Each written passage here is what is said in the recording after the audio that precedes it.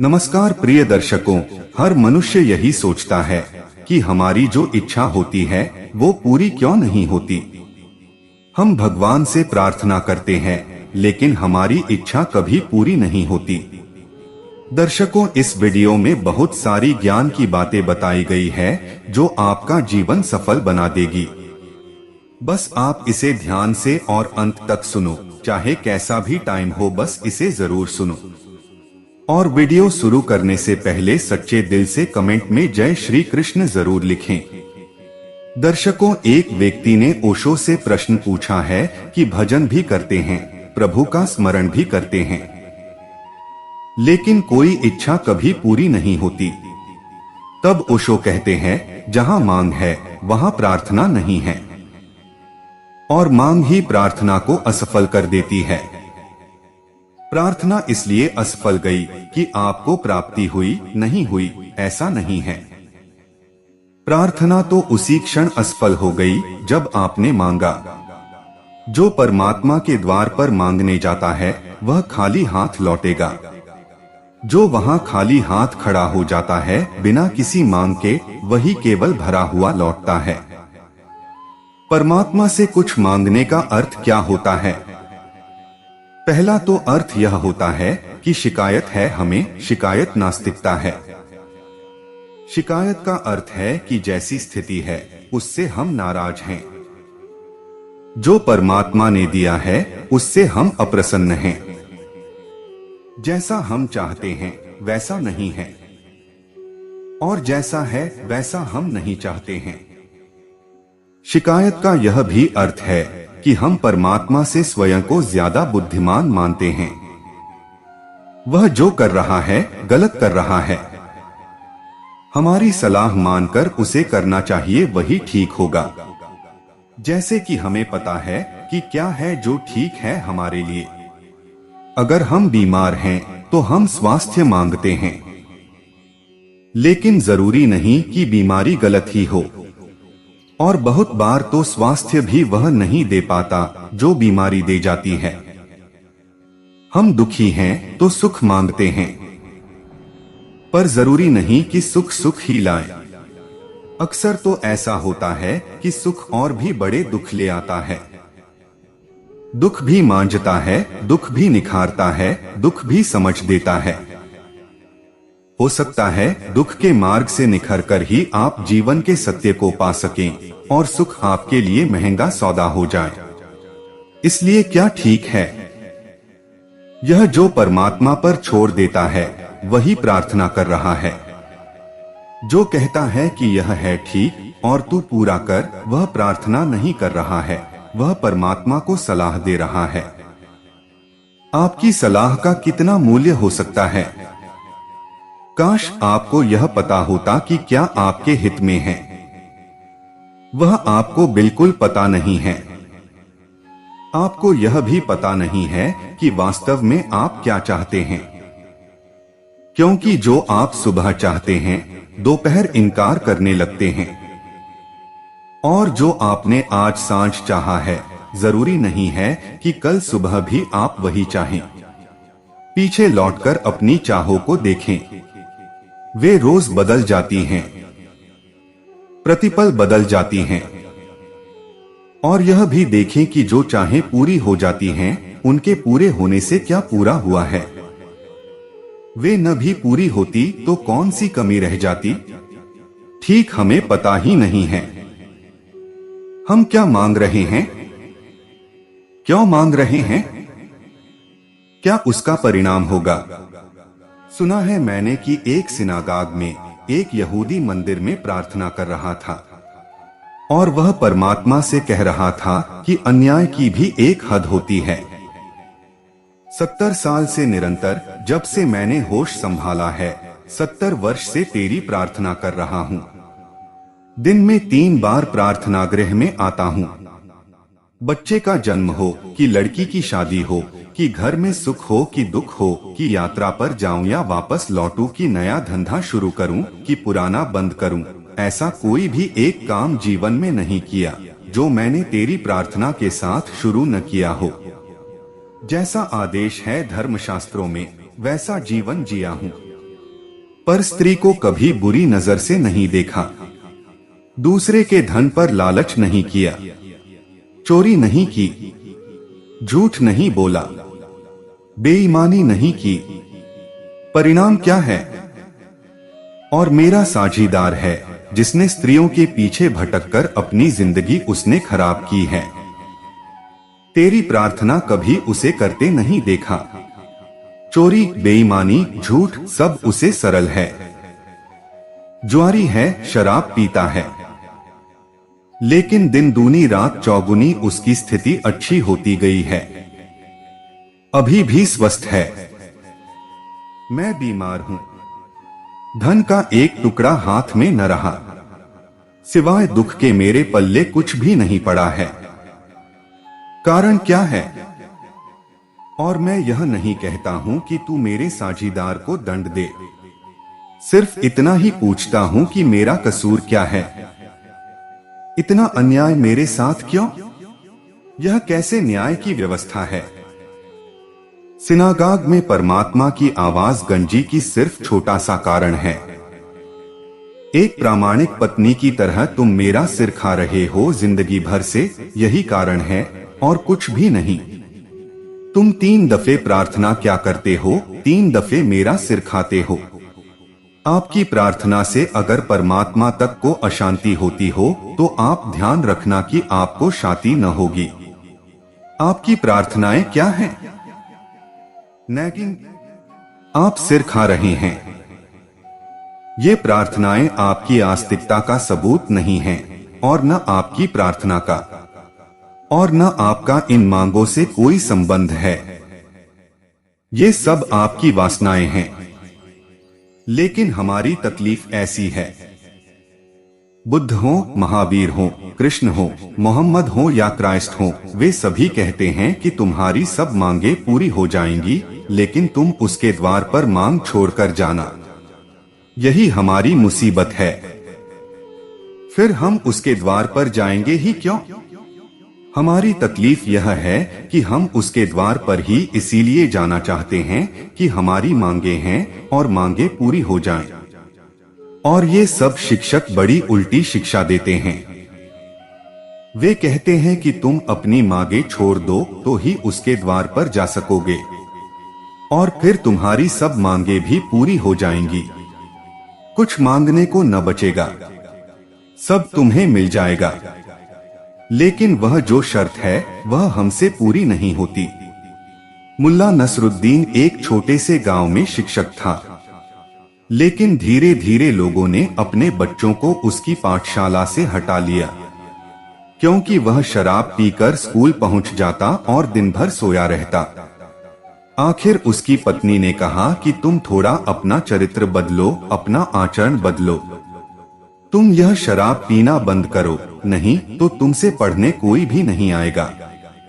मुल्ला नसरुद्दीन ने कहा कि तू बात ही उल्टी कह रही है। हम तो उन बच्चों को पढ़ाने की झंझट ही इसीलिए लेते हैं कि शराब पीने के लिए पैसे मिल जाएं। और तू कह रही है कि शराब पीना छोड़ दो तो बच्चे पढ़ने आएंगे। लेकिन शराब पीना अगर मैं छोड़ दूं तो बच्चों को पढ़ाऊंगा किस लिए? हम तो बच्चों को पढ़ाते ही इसलिए हैं कि शराब के लिए कुछ पैसे मिल जाएं। हमारी सारी हालत ऐसी है। हम तो परमात्मा के द्वार पर इसलिए जाते हैं कि कोई क्षुद्र मांग पूरी हो जाए, और ये सारे शिक्षक हमसे कहते हैं कि तुम मांग छोड़कर वहां जाना तो ही उसके द्वार में प्रवेश पा सकोगे, तो ही उसके कान तक तुम्हारी आवाज पहुंचेगी। लेकिन हमारी दिक्कत यह है कि तब हम आवाज ही क्यों पहुंचाना चाहेंगे? हम उसके द्वार पर ही क्यों जाएंगे? हम उसके द्वार पर वक्त ही क्यों देंगे? हम तो वहां जाते इसलिए हैं कि कोई मांग पूरी करना चाहते हैं। लेकिन जो मांग पूरी करना चाहता है वह उसके द्वार पर जाता ही नहीं। वह मंदिर के द्वार पर जा सकता है, मस्जिद के द्वार पर जा सकता है, उसके द्वार पर नहीं जा सकता। क्योंकि उसका द्वार तो दिखाई ही तब पड़ता है जब चित्त से मांग विसर्जित हो जाती है। उसका द्वार वहां किसी मकान में बना हुआ नहीं है। उसका द्वार तो उस चित्त में है जहां मांग नहीं है, जहां कोई वासना नहीं है, जहां स्वीकार का भाव है, जहां परमात्मा जो कर रहा है उसकी मर्जी के प्रति पूरी स्वीकृति है, समर्पण है, उस हृदय में ही द्वार खुलता है। मंदिर के द्वार को उसका द्वार मत समझ लेना, क्योंकि मंदिर के द्वार में तो वासना सहित आप जा सकते हैं। उसका द्वार तो आपके ही हृदय में है और उस हृदय पर वासना की ही दीवार है। वह दीवार हट जाए तो द्वार खुल जाए। तो ऐसा मत पूछें कि आपकी प्रार्थनाएं, आपका भजन, आपका ध्यान आपकी मांग को पूरा क्यों नहीं करवाता। आपकी मांग के कारण भजन ही नहीं होता, ध्यान ही नहीं होता, प्रार्थना ही नहीं होती। इसलिए पूरे होने का तो कोई सवाल ही नहीं है। जो चीज शुरू ही नहीं हुई वह पूरी कैसे होगी। आप यह मत सोचें कि आखिरी चीज खो रही है, पहली ही चीज खो रही है। पहला कदम ही वहां नहीं है, आखिरी कदम का तो कोई सवाल ही नहीं है।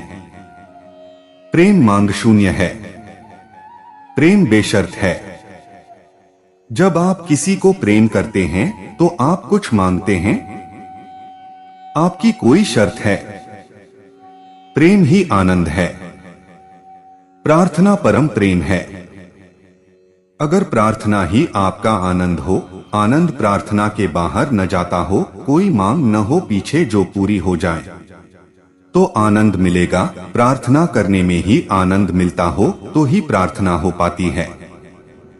तो जब प्रार्थना करने जाएं, तो प्रार्थना को ही आनंद समझें, उसके पार कोई और आनंद नहीं है। सुना है मैंने कि एक फकीर ने रात एक स्वप्न देखा कि वह स्वर्ग में पहुंच गया है और वहां उसने देखा मीरा को, कबीर को, चैतन्य को नाचते गीत गाते, तो बहुत हैरान हुआ। उसने पास खड़े एक देवदूत से पूछा कि ये लोग यहाँ भी नाच रहे हैं और गीत गा रहे हैं। हम तो सोचे थे कि अब ये स्वर्ग पहुंच गए तो अब यह उपद्रव बंद हो गया होगा। ये तो जमीन पर भी यही कर रहे थे। इस चैतन्य को हमने जमीन पर भी ऐसे ही नाचते और गाते देखा। इस मीरा को हमने ऐसे ही कीर्तन करते देखा। यह कबीर यही तो जमीन पर कर रहा था। और अगर स्वर्ग में भी यही हो रहा है, स्वर्ग में आकर भी अगर यही होना है, तो फिर जमीन में और स्वर्ग में फर्क क्या है। तो उस देवदूत ने कहा कि तुम थोड़ी सी भूल कर रहे हो। तुम समझ रहे हो कि ये कबीर, चैतन्य और मीरा स्वर्ग में आ गए हैं। तुम समझ रहे हो कि संत स्वर्ग में आते हैं। बस यही तुम्हारी भूल हो रही है। संत स्वर्ग में नहीं आते, स्वर्ग संतों में होता है। इसलिए संत जहां होंगे वहीं स्वर्ग होगा। तुम यह मत समझो कि ये संत स्वर्ग में आ गए हैं। ये यहाँ गा रहे हैं और आनंदित हो रहे हैं, इसलिए यहाँ स्वर्ग है। ये जहां भी होंगे वहां स्वर्ग होगा। और स्वर्ग मिल जाए इसलिए इन्होंने कभी नाचा नहीं था। इन्होंने तो नाचने में ही स्वर्ग पा लिया था। इसलिए अब इस नृत्य का, इस आनंद का कहीं अंत नहीं है। अब ये जहां भी होंगे यह आनंद वहीं होगा। इन संतों को नरक में डालने का कोई उपाय नहीं है। आप आमतौर से सोचते होंगे कि संत स्वर्ग में जाते हैं। संतों को नरक में डालने का कोई उपाय नहीं है। संत जहां होंगे स्वर्ग में होंगे, क्योंकि संत का हृदय स्वर्ग है। प्रार्थना जब आ जाएगी आपको, तो आप यह पूछेंगे ही नहीं कि प्रार्थना पूरी नहीं हुई। प्रार्थना का आ जाना ही उसका पूरा हो जाना है। उसके बाद कुछ बचता नहीं है। अगर प्रार्थना के बाद भी कुछ बच जाता है, तो फिर प्रार्थना से बड़ी चीज भी जमीन पर है। और अगर प्रार्थना के बाद भी कुछ पाने को शेष रह जाता है, तो फिर आपको प्रार्थना क्या है। इसका ही कोई पता नहीं है। प्रार्थना अंत है, प्रार्थना पूर्ण हृदय इस जगत का अंतिम खिला हुआ फूल है। वह आखिरी ऊंचाई है जो मनुष्य पा सकता है। वह अंतिम शिखर है। उसके पार कुछ है नहीं। पर आपकी प्रार्थना के पार तो बड़ी क्षुद्र चीजें होती हैं। आपकी प्रार्थना के पार कहीं नौकरी का पाना होता है। आपकी प्रार्थना के पार कहीं बच्चे का पैदा होना होता है। आपकी प्रार्थना के पार कहीं कोई मुकदमे का जीतना होता है। इन प्रार्थनाओं को आप प्रार्थना मत समझना, अन्यथा असली प्रार्थना से आप वंचित ही रह जाएंगे। असली प्रार्थना का अर्थ है अस्तित्व का उत्सव। असली प्रार्थना का अर्थ है मैं हूँ, इसका धन्यवाद। मेरा होना परमात्मा की इतनी बड़ी कृपा है कि उसके लिए मैं धन्यवाद देता हूँ।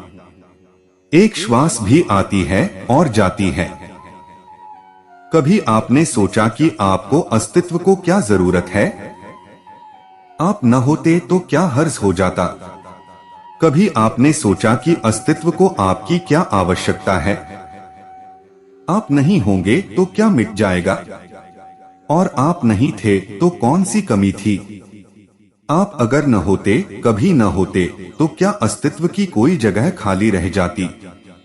आपके होने का कुछ भी तो अर्थ, कुछ भी तो आवश्यकता दिखाई नहीं पड़ती। फिर भी आप हैं। जैसे ही कोई व्यक्ति यह अनुभव करता है कि मेरे होने का कोई भी तो कारण नहीं है और परमात्मा मुझे सहे, इसकी कोई भी तो जरूरत नहीं है। फिर भी मैं हूँ, फिर भी मेरा होना है, फिर भी मेरा जीवन है।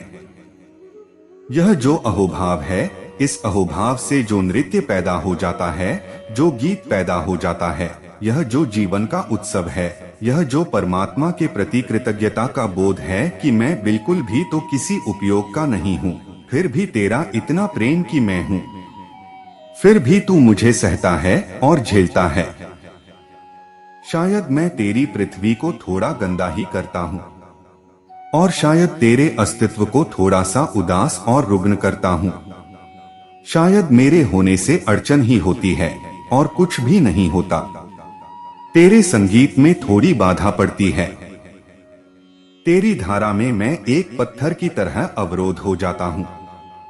फिर भी मैं हूँ और तू मुझे ऐसे संभाले हुए है जैसे मेरे बिना यह अस्तित्व न हो सकेगा। यह जो अहोभाव है, यह जो ग्रेटिट्यूड है, इस अहोभाव, इस धन्यता से जो गीत, जो सिर झुक जाता है, वह जो नाच पैदा हो जाता है, वह जो आनंद की एक लहर जग जाती है, उसका नाम प्रार्थना है। जरूरी नहीं है कि वह शब्दों में हो। शब्दों में तो जरूरत ही इसलिए पड़ती है कि जीवन से हमें कहने की कला नहीं आती। नहीं तो प्रार्थना मौन होगी। शब्द तो सिक्खड़ के लिए हैं। वे तो प्राथमिक, जिसको अभी कुछ पता नहीं है, उसके लिए हैं।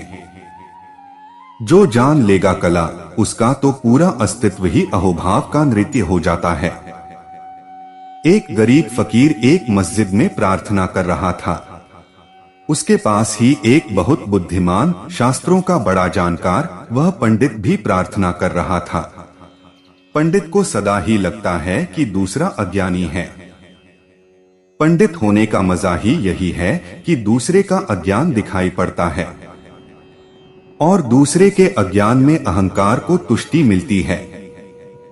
तो पंडित को देखकर ही लगा कि यह गरीब फकीर कपड़े लगते भी ठीक नहीं, शक्ल सूरत से भी पढ़ा लिखा, सुसंस्कृत नहीं मालूम पड़ता है, गंवार है, यह क्या प्रार्थना कर रहा होगा। और जब तक मेरी अभी प्रार्थना नहीं सुनी गई, इसकी कौन सुन रहा होगा। ऐसे अशिष्ट गंवार आदमी की असंस्कृत इसकी प्रार्थना कहाँ परमात्मा तक पहुँचती होगी। मैं परिष्कार कर करके हैरान हो गया हूँ और प्रार्थना को बारीक से बारीक कर लिया है, शुद्धतम कर लिया है। अभी मेरी आवाज नहीं पहुंची, इसकी क्या पहुंचती होगी। फिर भी उसे जिज्ञासा हुई कि यह कह क्या रहा है। वह धीरे धीरे गुनगुना रहा था। वह फकीर कह रहा था परमात्मा से कि मुझे भाषा नहीं आती, और शब्दों का जमाना भी मुझे नहीं आता, तो मैं पूरी अल्फाबेट बोले देता हूँ, ABCD पूरी बोले देता हूँ। तू ही जमा ले, क्योंकि इन्हीं सब अक्षरों में तो सब प्रार्थनाएं आ जाती हैं। तू ही जमा ले कि मेरे काम का क्या है और तू ही प्रार्थना बना ले। वह पंडित बहुत घबरा गया कि ये क्या मूर्ता है, यह क्या कह रहा है कि मैं तो सिर्फ अल्फाबेट जानता हूँ, यह 12 खड़ी जानता हूँ, यह मैं पूरी बोले देता हूँ। अब जमाने का काम तू ही कर ले, क्योंकि सभी शास्त्र इन्हीं में तो आ जाते हैं और सभी प्रार्थनाएं इन्हीं से तो बनती हैं। और मुझसे भूल हो जाएगी, तू ठीक जमा लेगा, तेरी जो मर्जी वही मेरी मर्जी। वह पंडित तो बहुत घबरा गया। उसने आंख बंद की और परमात्मा से कहा कि हद हो गई, मेरी प्रार्थना अभी तक तुझ तक नहीं पहुंची, क्योंकि मेरी कोई मांग पूरी नहीं हुई। क्योंकि मांग पूरी हो तो ही हम समझें कि प्रार्थना पहुंची। और यह आदमी यह क्या कह रहा है? सुना उसने अपने ध्यान में कि उसकी प्रार्थना पहुंच गई, क्योंकि न तो उसकी कोई मांग है, न पांडित्य का कोई दंभ है। वह यह भी नहीं कह रहा है कि मेरी मांग क्या है, वह कह रहा है कि तू ही जमा ले। जो इतना मुझ पर छोड़ देता है उसकी प्रार्थना पहुंच गई। प्रार्थना है उस पर छोड़ देना, खुद पकड़कर रख लेना वासना है, उस पर छोड़ देना प्रार्थना है। अपने को समझदार मानना वासना है, सारी समझ उसकी और हम ना समझ, ऐसी भाव दशा प्रार्थना है। एक दूसरे मित्र ने पूछा है, कल आपने कहा कि बाहर वस्तु बहती हुई व्यक्तियों की ओर प्रेम वासना है और स्वयं के भीतर चैतन्य केंद्र की ओर वापस लौटकर बहता हुआ प्रेम श्रद्धा है, भक्ति है। किंतु भक्ति योग में तो बाहर स्वयं से भिन्न किसी इष्ट देव की ओर साधक की चेतना बहती है। तब तो आपके कथनानुसार यह भी वासना हो गई, श्रद्धा व भक्ति नहीं। समझाएं कि भक्ति योग साधक की चेतना बाहर पर की ओर बहती है या भीतर स्व की ओर। थोड़ा जटिल है, लेकिन समझने की कोशिश करें। जैसे ही साधक यात्रा शुरू करता है, उसे भीतर का तो कोई पता नहीं, वह तो बाहर को ही जानता है, उसे तो बाहर का ही अनुभव है। अगर उसे भीतर भी ले जाना है तो भी बाहर के ही सहारे भीतर ले जाना होगा, और बाहर भी छुड़ाना है तो धीरे धीरे बाहर के सहारे ही छुड़ाना होगा। तो परमात्मा को बाहर रखा जाता है। यह सिर्फ उपाय है, एक डिवाइस कि परमात्मा वहां ऊपर आकाश में है। परमात्मा सब जगह है, ऐसी कोई जगह नहीं जहां वह नहीं है। बाहर भी वही है, भीतर भी वही है। सच तो यह है कि बाहर भीतर हमारे फासले हैं, उसके लिए बाहर और भीतर कुछ भी नहीं है। घर में आप कहते हैं कि कमरे के भीतर जो आकाश है वह भीतर है, और कमरे के बाहर जो आकाश है वह बाहर है। वह आकाश एक है। दीवारें गिर जाएं तो न कुछ बाहर है न भीतर है। जो हमें भीतर मालूम पड़ता है और बाहर मालूम पड़ता है वह भी एक है। सिर्फ हमारे अहंकार की पतली सी दीवार है जो फासला खड़ा करती है। इसलिए लगता है कि भीतर मेरी आत्मा और बाहर आपकी आत्मा, लेकिन वह आत्मा आकाश की तरह है। जिस दिन मैं का भाव गिर जाता है उस दिन बाहर भीतर भी गिर जाता है, उस दिन वही रह जाता है, बाहर भीतर नहीं होता। लेकिन साधक जब शुरू करेगा तो बाहर की ही भाषा उससे बोलनी पड़ेगी। आप वही भाषा तो समझेंगे जो आप जानते हैं। यह बड़े मजे की बात है। अगर आपको कोई विदेशी भाषा भी सीखनी हो तो भी उसी भाषा के जरिए समझानी पड़ेगी जो आप जानते हैं। आप बाहर की भाषा जानते हैं, भीतर की भाषा को भी समझाने के लिए बाहर की भाषा से शुरू करना होगा। तो परमात्मा को भक्त रखता है बाहर और कहता है संसार के प्रति सारी वासना छोड़ दो और सारी वासना को परमात्मा के प्रति लगा लो।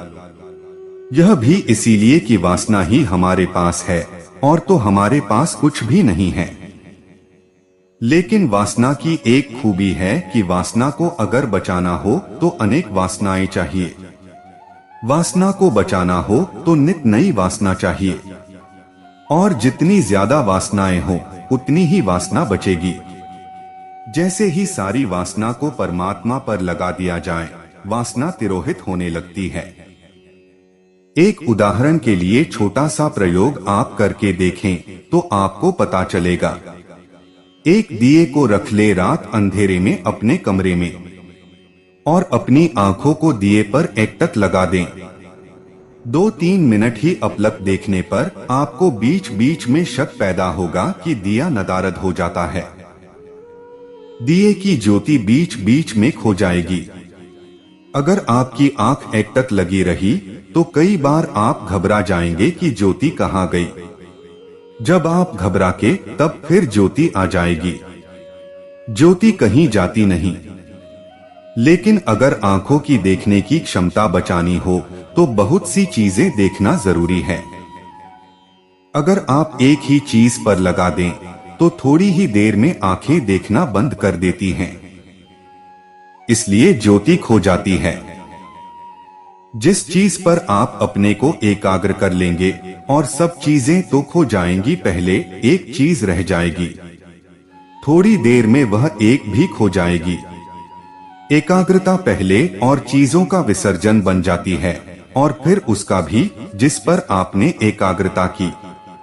अगर सारी वासना को संसार से खींचकर परमात्मा पर लगा दिया तो पहले संसार खो जाएगा और एक दिन आप अचानक पाएंगे कि परमात्मा बाहर से खो गया। और जिस दिन परमात्मा भी बाहर से खो जाता है, आप अचानक भीतर पहुंच जाते हैं, क्योंकि अब बाहर होने का कोई उपाय न रहा। संसार पकड़ता था, उसे छोड़ दिया परमात्मा के लिए। और जब एक बचता है तो वह अचानक खो जाता है। आप अचानक भीतर आ जाते हैं। फिर यह जो परमात्मा की धारणा हमने बाहर की है, यह हमारे भीतर जो छिपा है उसकी ही श्रेष्ठतम धारणा है। वह जो आपका भविष्य है, वह जो आपकी संभावना है, उसकी ही हमने बाहर धारणा की है। वह बाहर है नहीं, वह हमारे भीतर है, लेकिन हम बाहर की ही भाषा समझते हैं और बाहर की भाषा से ही भीतर की भाषा सीखनी पड़ेगी। अभी मनोवैज्ञानिक इस पर बहुत प्रयोग करते हैं कि एकाग्रता में ऑब्जेक्ट क्यों खो जाता है। जहां भी एकाग्रता होती है, अंत में जिस पर आप एकाग्रता करते हैं वह विषय भी तिरोहित हो जाता है, वह भी बचता नहीं। उसके खो जाने का कारण यह है कि हमारे मन का अस्तित्व ही चंचलता है। मन को बहने के लिए जगह चाहिए तो ही मन हो सकता है। मन एक बहाव है, एक नदी की धार है। अगर मन को बहाव न मिले तो वह समाप्त हो जाता है, वह उसका स्वभाव है। स्थिर मन जैसी कोई चीज नहीं होती। और जब हम कहते हैं चंचल मन तो हम पुनरुक्ति करते हैं। चंचल मन नहीं कहना चाहिए, क्योंकि चंचलता ही मन है। जब हम चंचल मन कहते हैं तो हम दो शब्दों का उपयोग कर रहे हैं, व्यर्थ ही, क्योंकि मन का अर्थ ही चंचलता है और घिर मन जैसी कोई चीज नहीं होती। जहां स्थिरता आती है, मन तिरोहित हो जाता है। जैसे स्वस्थ बीमारी जैसी कोई बीमारी नहीं होती, जैसे ही स्वास्थ्य आता है बीमारी खो जाती है, वैसे ही स्थिरता आती है, मन खो जाता है। मन के होने के लिए अस्थिरता जरूरी है। ऐसा समझें कि सागर में लहरें हैं या झील पर बहुत लहरें हैं। झील अशांत है तो हम कहते हैं लहरें बड़ी अशांत हैं। कहना नहीं चाहिए, क्योंकि अशांति ही लहरें हैं। फिर जब शांत हो जाती है झील, तब क्या आप ऐसा कहेंगे कि अब शांत लहरें हैं? लहरें होती ही नहीं। जब लहरें नहीं होती तभी शांति होती है। जब झील शांत होती है तो लहरें नहीं होती। लहरें तभी होती हैं जब झील अशांत होती है। तो अशांति ही लहर है। आपकी आत्मा झील है, आपका मन लहरें है। शांत मन जैसी कोई चीज नहीं होती, अशांति ही मन है। तो अगर हम किसी भी तरह से किसी एक चीज पर टिका लें अपने को, तो थोड़ी ही देर में मन खो जाएगा, क्योंकि मन एकाग्र हो ही नहीं सकता। जो एकाग्र होता है वह मन नहीं है, वह भीतर का सागर है, वह भीतर की झील है। वही एकाग्र हो सकती है। तो मित्रों, कोई भी ऑब्जेक्ट, चाहे परमात्मा की प्रतिमा हो, चाहे कोई यंत्र हो, चाहे कोई मंत्र हो, चाहे कोई शब्द हो, चाहे कोई आकार रूप हो, कोई भी हो, इतना ही उसका उपयोग है बाहर रखने में कि आप पूरे संसार को भूल जाएंगे और एक रह जाएगा। जिस क्षण एक रहेगा युगपत, उसी क्षण एक भी खो जाएगा और आप अपने भीतर फेंक दिए जाएंगे। यह बाहर का जो विषय है एक जंपिंग बोर्ड है, जहां से भीतर छलांग लग जाती है। तो किसी भी चीज पर एकाग्र हो जाएं। इसलिए कोई फर्क नहीं पड़ता कि आप उस एकाग्रता के बिंदु को अल्लाह कहते हैं। कोई फर्क नहीं पड़ता कि ईश्वर कहते हैं, कि राम कहते हैं, कि कृष्ण कहते हैं, कि बुद्ध कहते हैं। आप क्या कहते हैं इससे कोई फर्क नहीं पड़ता। आप क्या करते हैं इससे फर्क पड़ता है। राम, बुद्ध, कृष्ण, क्राइस्ट का आप क्या करते हैं इससे फर्क पड़ता है। क्या कहते हैं इससे फर्क नहीं पड़ता। करने का मतलब यह है कि क्या आप उनका उपयोग अपने को एकाग्र करने में करते हैं। क्या आपने उनको बाहर का बिंदु बनाया है जिससे आप भीतर छलांग लगाएंगे। तो फिर क्या फर्क पड़ता है कि आपने क्राइस्ट से छलांग लगाई, कि कृष्ण से, कि राम से। जिस दिन भीतर पहुंचेंगे उस दिन उसका मिलना हो जाएगा, जो न क्राइस्ट है, न राम है, न बुद्ध है, न कृष्ण है, या फिर सभी है। कहां से छलांग लगाई वह तो भूल जाएगा। कौन याद रखता है जंपिंग बोर्ड को जब सागर मिल जाए। सीढ़ियों को कौन याद रखता है जब शिखर मिल जाए। रास्ते को कौन याद रखता है जब मंजिल आ जाए। कौन सा रास्ता था इससे कोई फर्क नहीं पड़ता। सभी रास्ते काम में लाए जा सकते हैं। काम में लाने वाले पर निर्भर करता है। अभी आप बाहर हैं, इसलिए बाहर परमात्मा की धारणा करनी पड़ती है आपकी वजह से। परमात्मा की वजह से नहीं, आपकी वजह से। भीतर की भाषा आपकी समझ में ही न आएगी। इक्क्यू हुआ है एक फकीर। किसी ने आकर इक्क्यू से पूछा कि सारे धर्म का सार संक्षिप्त में कह दो, क्योंकि मेरे पास ज्यादा समय नहीं है। मैं काम धंधे वाला आदमी हूँ। क्या है धर्म का मूल सार? तो इक्क्यू बैठा था रेत पर, उसने अंगुली से लिख दिया ध्यान। उस आदमी ने कहा ठीक, लेकिन थोड़ा और विस्तार करो।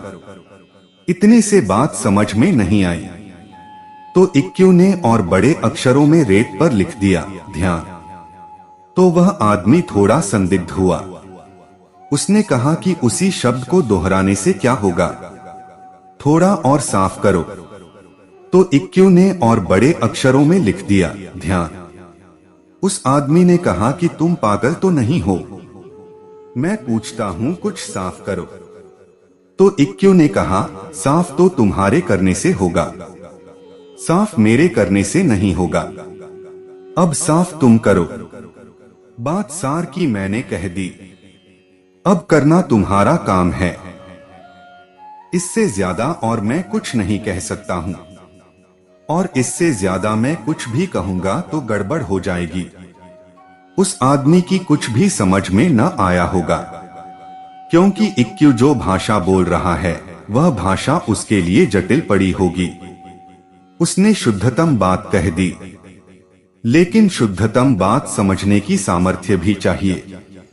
इसलिए जो बहुत करुणावान हैं, वे हमारी अशुद्ध भाषा में बोलते हैं। इसलिए नहीं कि अशुद्ध बोलने में कुछ रस है, बल्कि इसलिए कि हम अशुद्ध को ही समझ सकते हैं और धीरे धीरे ही हमें खींचा जा सकता है उस भीतर की यात्रा पर। हम संसार को जोर से पकड़े हुए हैं कि एक एक इंच भी हम बहुत मुश्किल से छोड़ते हैं, और यह यात्रा है सब छोड़ देने की, क्योंकि जब तक पकड़ न छूट जाए और हाथ खाली न हो जाएं, तब तक परमात्मा की तरफ नहीं उठते। भरे हुए हाथ उसके चरणों में नहीं झुकाए जा सकते, सिर्फ खाली हाथ उसके चरणों में झुकाए जा सकते हैं, क्योंकि भरे हुए हाथ वाला आदमी झुकता ही नहीं है। इसीलिए जीसस ने कहा है कि चाहे सुई के छेद से ऊंट निकल जाए, लेकिन धनी आदमी मेरे स्वर्ग के राज्य में प्रवेश न कर सकेगा। यह किस धनी आदमी की बात कही है? वे सभी धनी हैं जिनके हाथ भरे हुए हैं, जिन्हें लगता है कुछ हमारे पास है, जिन्हें लगता है कि कुछ पकड़ने योग्य है, जिन्हें लगता है कि कोई संपदा है।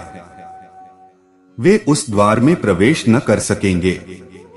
जिसके पास कुछ है, उसके लिए द्वार बहुत संकीर्ण मालूम पड़ेगा, उसमें से वह निकल न सकेगा। और जिसके पास कुछ नहीं है, उसके लिए वह द्वार इतना विराट है जितना विराट हो सकता है। यह पूरा संसार उससे निकल जाए, इतना बड़ा वह द्वार है। लेकिन जिसके पास कुछ है, उसके लिए सुई के छेद का द्वार भी बड़ा है। वह द्वार छोटा हो जाएगा। जितना हमारे हाथ पकड़े होते हैं चीजों को, उतने हम भारी और वजनी उड़ने में असमर्थ हो जाते हैं। जितने हमारे हाथ खाली हो जाते हैं। इसलिए जीसस ने जो कहा है कि भीतर की दरिद्रता, उसका अर्थ इतना ही है कि जिसने सारी पकड़ छोड़ दी संसार पर, वही भीतर से दरिद्र है। लेकिन आदमी बहुत उपद्रवी है, बहुत चालाक है, और सब चालाकी में अपने को ही फंसा लेता है, क्योंकि यहाँ कोई और नहीं है जिसको आप फंसा सकें। आप खुद ही जाल बुनेंगे और फंस जाएंगे, खुद ही खड्डा खोदेंगे और गिर जाएंगे। हम सब अपनी अपनी कब्रें खोदकर तैयार रखते हैं, कब मौका आ जाए गिरने का तो गिर जाएं। गिराते दूसरे हैं, कब्रें हम ही खोद लेते हैं, और वे दूसरे भी हमारी सहायता इसलिए करते हैं क्योंकि हम उनकी सहायता करते रहे हैं। आदमी बहुत जटिल है और सोचता है कि बहुत होशियार है। तो कभी कभी ऐसा भी हो जाता है कि वह बाहर की संसार की संपत्ति छोड़ देता है, तो फिर कुछ भीतरी गुणों की संपत्ति को पकड़ लेता है। सुना है मैंने, एक तथाकथित संत का परिचय दिया जा रहा था, और जो परिचय देने खड़ा था, जैसा कि भाषण में अक्सर हो जाता है, उसकी गर्मी बढ़ती गई, जोश बढ़ता गया, और वह फकीर की बड़ी तारीफ करने लगा। और उसने कहा कि ऐसा फकीर पृथ्वी पर दूसरा नहीं है। इन जैसा ज्ञान लाखों वर्षों में कभी होता है। बड़े बड़े पंडित इनके चरणों में आकर बैठते हैं और सिर झुकाते हैं। इन जैसा प्रेम असंभव है दोबारा खोज लेना। सब तरह के लोग इनके प्रेम में नहाते हैं और पवित्र हो जाते हैं। और वह ऐसा कहता चला गया। जब सारी बात पूरी होने के करीब थी, तो उस फकीर ने उस भाषण करने वाले का कोट धीरे से झटका और कहा कि मेरी विनम्रता के संबंध में मत भूल जाना। Don't forget my humility. मेरी विनम्रता के संबंध में भी कुछ कहो, विनम्रता के संबंध में भी कुछ कहो। तो यह आदमी विनम्र रहा होगा कि नहीं? तब तो विनम्रता भी अहंकार हो गया, और तब तो विनम्रता भी संपत्ति हो गई। यह आदमी बाहर से हो सकता है सब छोड़ दिया हो, लेकिन इसने भीतर से सब पकड़ा हुआ है। इससे कुछ भी छूटा नहीं है, क्योंकि पकड़ नहीं छूटी है। और जो विनम्रता को पकड़े हुए है वह उतना ही अहंकारी है जितना कोई और अहंकारी है। और कई बार तो ऐसा होता है कि स्थूल अहंकार तो खुद भी दिखाई पड़ता है, सूक्ष्म अहंकार दिखाई नहीं पड़ता। यह जो परमात्मा की यात्रा है यह तो भीतर की ही यात्रा है, लेकिन बाहर से हम छोड़े तो हम भीतर की तरफ सरकने शुरू हो जाते हैं। बाहर से हम छोड़ सकें इसलिए बाहर ही परमात्मा को हमने खड़ा किया है। हमारे सब मंदिर, हमारी सब मस्जिदें, गिरजे, गुरुद्वारे सब प्रतीक हैं। बाहर कोई मंदिर है नहीं, लेकिन बाहर मंदिर बनाना पड़ा है क्योंकि हम केवल बाहर के ही मंदिर अभी समझ सकते हैं। लेकिन वह बाहर का मंदिर एक जगह हो सकती है जहां से हम संसार को छोड़कर उस मंदिर में प्रवेश कर जाएं, और फिर वह मंदिर भी छूट जाएगा, क्योंकि जब इतना बड़ा संसार छूट गया तो यह छोटा सा मंदिर ज्यादा देर नहीं रुक सकता है। और जब संसार छूट गया तो संसार में बैठे हुए परमात्मा की प्रतिमा भी छूट जाएगी। वह केवल बहाना है। संसार को छोड़ सकें इसलिए परमात्मा को बाहर रखते हैं, फिर तो वह भी छूट जाता है। और जो संसार को ही छोड़ सका वह अब इस एक को भी छोड़ देगा। जिसने अनेक को छोड़ दिया वह एक को भी छोड़ देगा। और जब अनेक भी नहीं बचता और एक भी नहीं बचता तभी वस्तुत वह एक बचता है जिसको हमने अद्वैत कहा है। इसलिए हमने उसको एक नहीं कहा, क्योंकि अनेक बाहर हैं, इनको छोड़ने के लिए एक परमात्मा की धारणा काम में लानी पड़ती है। संसार को हम छोड़ते हैं उस एक के लिए, फिर जब वह एक भी छूट जाता है तब जो बचता है उसको हम क्या कहें। उसको अनेक नहीं कह सकते। अनेक संसार था, छूट गया, उसको एक भी नहीं कह सकते, क्योंकि वह एक भी जो हमने बाहर बनाया था वह भी बहाना था, वह भी छूट गया। अब जो बचा उसे हम क्या कहें। अनेक कह नहीं सकते, एक कह नहीं सकते। इसलिए बड़ी अद्भुत व्यवस्था हमने की। हमने उसको कहा अद्वय, न एक न दो। हमने सिर्फ इतना कहा है जो दो नहीं है। हमने केवल संख्या को इनकार कर दिया। सब संख्याएं बाहर हैं, एक भी अनेक भी, वे दोनों छूट गईं। अब हम उस जगह पहुंच गए हैं जहां कोई संख्या नहीं है। लेकिन इस तक जाने के लिए बाहर के प्रतीक सहारे बन सकते हैं। खतरा जरूर है। खतरा आदमी में है, प्रतीकों में नहीं है। खतरा यह है कि कोई सीढ़ी को ही रास्ते की अड़चन बना ले सकता है, और कोई समझदार हो तो रास्ते पर पड़े हुए पत्थर को भी सीढ़ी बना ले सकता है। यह आप पर निर्भर है कि आप उसका उपयोग सीढ़ी की तरह करेंगे, उस पर चढ़ेंगे और आगे निकल जाएंगे, या उसी के किनारे रुककर बैठ जाएंगे कि अब जाने का कोई उपाय न रहा। यह पत्थर पड़ा है, अब कोई उपाय आगे जाने का नहीं है। सीढ़ी अवरोध बन सकती है, अवरोध सीढ़ी बन सकता है। आप पर निर्भर है। प्रतीक खतरनाक हो जाते हैं अगर उनको कोई जोर से पकड़ ले। प्रतीक छोड़ने के लिए हैं। प्रतीक सिर्फ बहाने हैं। उनका उपयोग कर लेना है और उन्हें भी फेंक देना है। और जब कोई व्यक्ति फेंकता चला जाता है उस समय तक जब तक कि फेंकने को कुछ भी शेष रहता है, वही व्यक्ति उस अंतिम बिंदु पर पहुंच पाता है। एक प्रश्न और फिर मैं सूत्र लूं। आपने कल कहा कि अनुभव पर आधारित श्रद्धा ही वास्तविक श्रद्धा है, और यह भी कहा कि प्रेम और भक्ति की साधना सहज व सरल है। यह भी कहा कि आज तर्क व बुद्धि के अत्यधिक विकास के कारण झूठी आस्तिकता खतरे में पड़ गई है। तो समझाएं कि अनुभव शून्य साधक कैसे श्रद्धा की ओर बढ़े। और आज के बौद्धिक युग में भक्ति योग अर्थात भावुकता का मार्ग कैसे उपयुक्त है।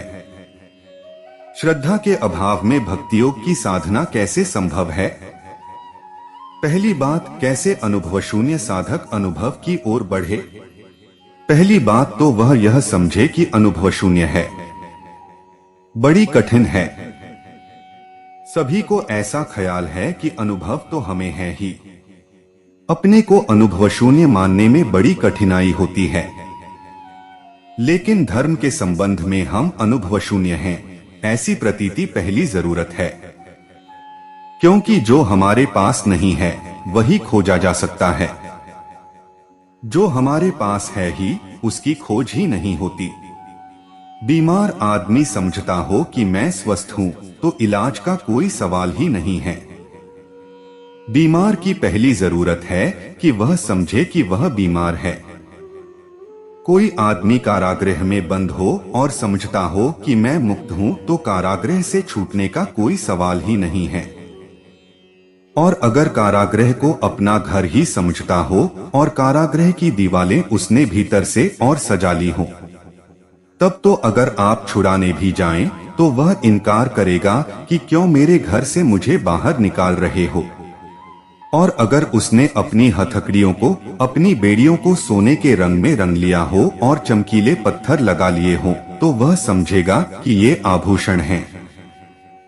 और अगर आप तोड़ने लगें तो वह चिल्लाएगा कि मुझे बचाओ, मैं लुटा जा रहा हूं। कारागृह में बंदी आदमी बाहर आने के लिए क्या करे। पहली बात तो यह समझे कि वह कारागृह में है। फिर कुछ बाहर आने की बात उठ सकती है। फिर कुछ रास्ता खोजा जा सकता है। फिर उनकी बात सुनी जा सकती है जो बाहर जा चुके हैं। फिर उनसे पूछा जा सकता है कि वे कैसे बाहर गए हैं। फिर कुछ भी हो सकता है। लेकिन पहली जरूरत है कि अनुभव शून्य व्यक्ति समझे कि मैं अनुभव शून्य हूं। लेकिन बड़ी कठिनाई है। किताबें हम पढ़ लेते हैं, शास्त्र हम पढ़ लेते हैं और शास्त्रों के शब्द हम में भर जाते हैं और ऐसी भांति होती है कि हमें भी अनुभव है। अभी एक वृद्ध सज्जन मेरे पास आए थे। आते से ही वे बोले कि ऐसे तो मुझे समाधि का अनुभव हो गया है, लेकिन फिर भी सोचा कि चलो आपसे भी पूछाऊं। मैंने उनको कहा कि कुछ भी साफ कर लें। अगर अनुभव हो चुका है समाधि का तो अब दूसरी बात करें, यह छोड़ ही दें। फिर पूछने को क्या बचा है। नहीं, उन्होंने कहा कि मैंने सोचा कि चलें, पूछ लेने में हर्ज क्या है। तो मैंने कहा अनुभव हो गया हो तो पूछने में समय खराब मेरा भी न करें, अपना भी खराब न करें। मेरा समय उनमें ही लगने दें जिन्हें अनुभव नहीं हुआ है। तो वे बोले अच्छा, आप फिर ऐसा ही समझ लें कि मुझे अनुभव नहीं हुआ है। लेकिन बताएं तो कि ध्यान कैसे करूं। मैंने कहा मैं समझूंगा नहीं। क्योंकि आप समझें कि अनुभव नहीं हुआ है, मैं क्यों समझूं कि आपको नहीं हुआ है। अगर हुआ है तो बात खत्म हो गई। कैसी अड़चन है। आदमी का अहंकार कैसी मुश्किल खड़ी करता है। वे जानना चाहते हैं कि ध्यान क्या है, लेकिन यह भी मानने का मन नहीं होता कि ध्यान का मुझे पता नहीं है। ध्यान का तो पता है ही। चलते रास्ते सोचा कि चलो आपसे भी पूछ लें।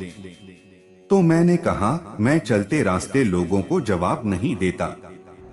आप सोचकर आएं, पक्का करके आएं।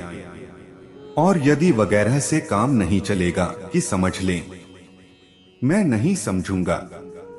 आप ही समझकर आएं। हुआ हो तो कहें हाँ, बात खत्म हो गई। न हुआ हो तो कहें नहीं, फिर बात शुरू हो सकती है। सुन लेते हैं, पढ़ लेते हैं, शब्द मन में घिर जाते हैं। शब्द इकट्ठे हो जाते हैं, जम जाते हैं। उन्हीं शब्दों को हम दोहराए चले जाते हैं और सोचते हैं कि ठीक, हमें पता तो है। थोड़ा कम होगा, किसी को थोड़ा ज्यादा होगा, लेकिन पता तो हमें है। ध्यान रखना, उसका अनुभव थोड़ा और कम नहीं होता, या तो होता है या नहीं होता। अगर आपको लगता हो कि थोड़ा थोड़ा अनुभव हमें भी है, तो आप धोखा मत देना। परमात्मा को टुकड़ों में काटा नहीं जा सकता। या तो आपको अनुभव होता है पूरा या नहीं होता। थोड़ा थोड़ा का कोई उपाय नहीं है, डिग्रीज का कोई उपाय नहीं है। कोई यह नहीं कह सकता कि हम जरा अभी इंच भर परमात्मा को जानते हैं, आप 4 इंच जानते होंगे। हम पाव भर जानते हैं, आप सिर भर जानते होंगे। बाकी जानते हम भी हैं, क्योंकि परमात्मा का कोई खंड नहीं है, वह अखंड अनुभव है। अगर आपको लगता हो थोड़ा थोड़ा अनुभव है, तो समझ लेना कि अनुभव नहीं है। और जिसको अनुभव हो जाता है, उसकी तो सारी खोज समाप्त हो जाती है।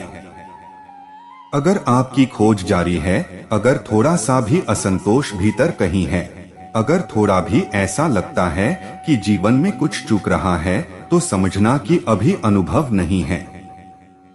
क्योंकि उसके अनुभव के बाद जीवन में कोई कमी का अनुभव नहीं रह जाता, कोई अभाव नहीं रह जाता, फिर कोई असंतोष की जरा सी भी चोट भीतर नहीं होती, फिर कुछ पाने को नहीं बचता। अगर कुछ भी पाने को बचा हुआ लगता हो और लगता हो कि अभी कुछ कमी है, अभी कुछ यात्रा पूरी होनी है, तो समझना कि उसका अनुभव नहीं हुआ।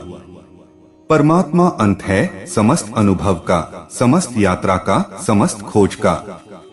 तो पहली बात तो अनुभव शून्य साधक को समझ लेनी चाहिए कि मैं अनुभव शून्य हूँ।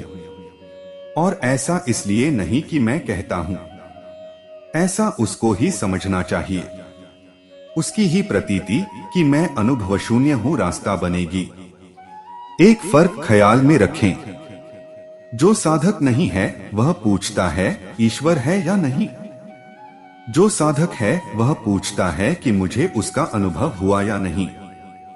इस फर्क को ठीक से समझ लें। जो साधक नहीं है, सिर्फ जिज्ञासु है, दार्शनिक होगा, वह पूछता है ईश्वर है या नहीं। उसको अपने में उत्सुकता नहीं है। उसे ईश्वर का सवाल है कि ईश्वर है या नहीं। यह खोज व्यर्थ है, क्योंकि आप कैसे तय करेंगे कि ईश्वर है या नहीं। पूछने की सार्थक खोज तो यह है कि मुझे उसका अनुभव नहीं हुआ। कैसे उसका अनुभव हो, वह है या नहीं, यह बड़ा सवाल नहीं है। कैसे मुझे उसका अनुभव हो, और अगर मुझे अनुभव होगा तो वह है। लेकिन अगर मुझे अनुभव न हो तो जरूरी नहीं है कि वह न हो, क्योंकि हो सकता है मेरी खोज में अभी कोई कमी हो। तो साधक कभी भी इनकार नहीं करेगा। वह इतना ही कहेगा कि मुझे अभी अनुभव नहीं हुआ है। वह यह नहीं कहेगा कि ईश्वर नहीं है, क्योंकि मुझे क्या हक है कहने का कि ईश्वर नहीं है। मुझे पता नहीं है, इतना कहना काफी है। लेकिन हमारी भाषा में बड़ी भूल होती है। हम निरंतर अपने को भूलकर बातें करते हैं। अगर एक आदमी कुछ कहता है और आपको अच्छा नहीं लगता, तो आप ऐसा नहीं कहते कि तुमने जो कहा वह मुझे अच्छा नहीं लगा। आप ऐसा नहीं कहते हैं। आप ऐसा कहते हैं कि तुम गलत बात कह रहे हो। आप सारा जिम्मा दूसरे पर डालते हैं।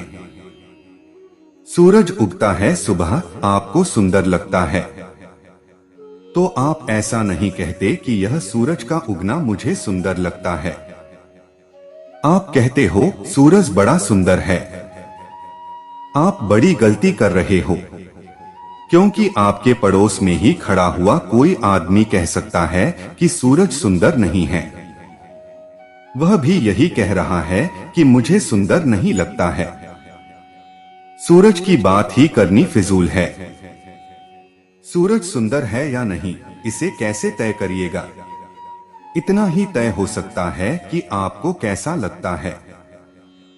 किसी ने गाली दी, आपको बुरी लगती है, तो आप यह मत कहिए कि यह गाली बुरी है।